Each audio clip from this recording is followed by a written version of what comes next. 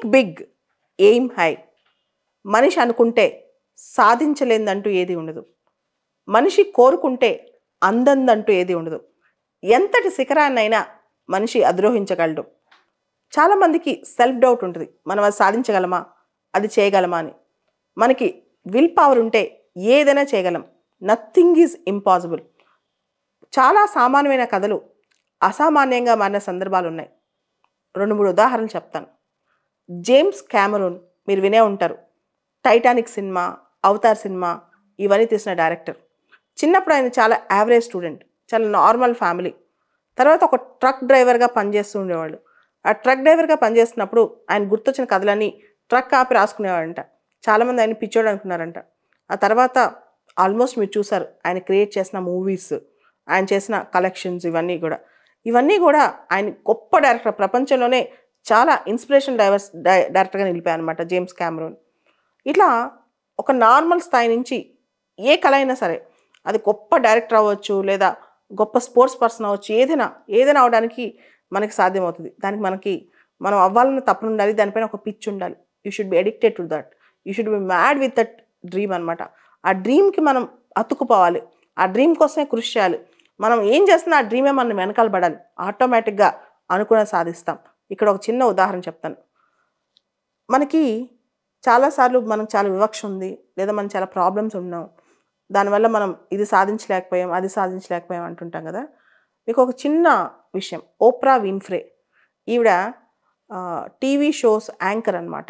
ఆవిడ ఇప్పుడు top most anchor in the world. ఆవిడ తన షోస్ అంటే చాలా పాపులర్. ఫస్ట్లో ఆవిడ యాంకరింగ్కి వెళ్ళినప్పుడు, ఇంటర్వ్యూస్కి వెళ్ళినప్పుడు అందరూ రిజెక్ట్ చేశారంట. నీ వల్ల కాదు, నీ గొంతు బాగాలేదు, నీకు యాంకరింగే రాదని చెప్పి. సో ఇప్పుడు ఆవిడ top most anchor in the world, అన్నిట్లో కల్లా గొప్ప యాంకర్ అనమాట. అలానే లూయిస్ హ్యామిల్టన్ అని చెప్పి ఫార్ములా 1, ఆయన టాప్ మోస్ట్ ఫార్ములా 1 రేస్లో ఆయన నెంబర్ 1 అనమాట. ఆయన చాలాసార్లు చిన్నప్పటి నుంచే డిస్క్రిమినేషన్, వివక్షను ఎదుర్కొన్న రేసిజం అంతా. ఇట్లా ఎవరైతే చీత్కారాలు ఎదుర్కొన్నారో, ఎవరైతే అవమానాలు ఎదుర్కొన్నారో వాళ్ళు జీవితంలో తక్కువ కాలేదు, గొప్ప స్థాయికి వెళ్ళారు. ఇలా 2 రకాల వ్యక్తులు ఉంటారు.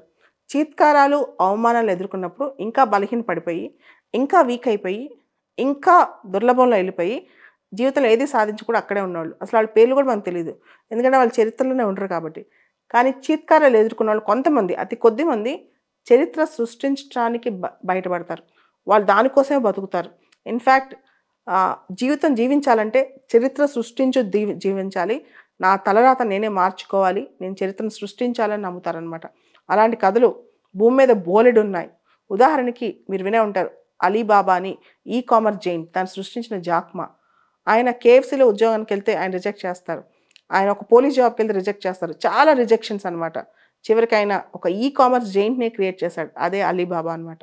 సో మనం మార్చాలనుకుంటే ఏ కథనైనా మార్చొచ్చు. సంబంధించిన లైవ్ ఎగ్జాంపుల్స్ మనకు కనపడుతూనే ఉన్నారు. మనుషులందరిలో కొద్దిమంది జీవితంలో పోరాడి అన్ని చిత్కారాలు, అన్ని రకాల వివక్షలు ఎదుర్కొని పైకి వచ్చారు. మనం ఎందుకు రాకూడదు? ఒక్కసారి ప్రశ్నించుకోవచ్చు కదా.